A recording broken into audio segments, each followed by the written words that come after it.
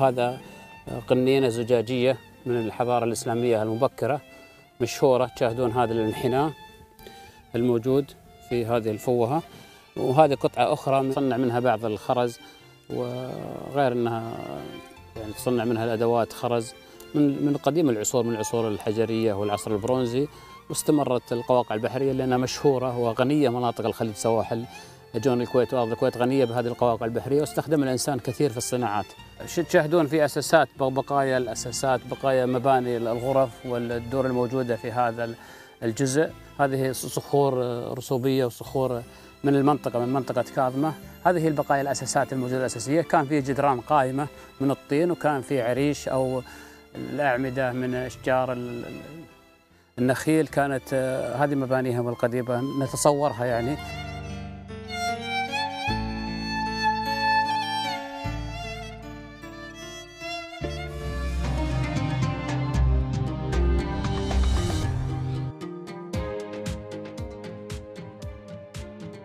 يعني معقولة مثل هذا الموقع الأثري المهم بشهادة مدير إدارة الآثار والمتاحف يترك بهذه الطريقة ويصبح للمخيمات؟ يعني أبو عبد الله هم مهتمين بالموضوع، مسورين المكان ومحافظين عليه، يجون الناس يشيلون السور أو يتجاوزونه ويدخلون يخيمون داخل صحيح. هذا المكان الجميل.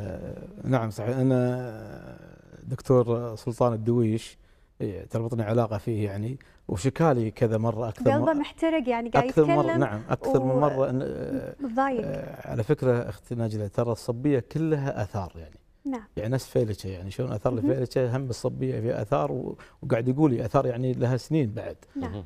وصحيح هم شبكوا بعض الأماكن، وللأسف الشديد إنه صار يعني بعض المخيمات عندها وشالوا الشبك. بس مسموحة بالتخييم. هم شوفوا للأسف الشديد إنه المفروض المجلس الوطني يعني الثقافي يقدمون مثل ما قدموا وزارة النفط ووزارة الدفاع، إنه يا جماعة يعطونا مواقع الأثرية، ويقولون المواقع هذه على الأقل بعدوا عنها كيلوين، نفس حال المنطقة العسكرية، حال المنطقة النفطية. يعني إن شاء الله أنا يعني مستقبلا يعني أو يسمعنا دكتور سلطان إنه يطبقون الجماعة يطرشون كتب حق البلدية بعدهم عن الأماكن هذه.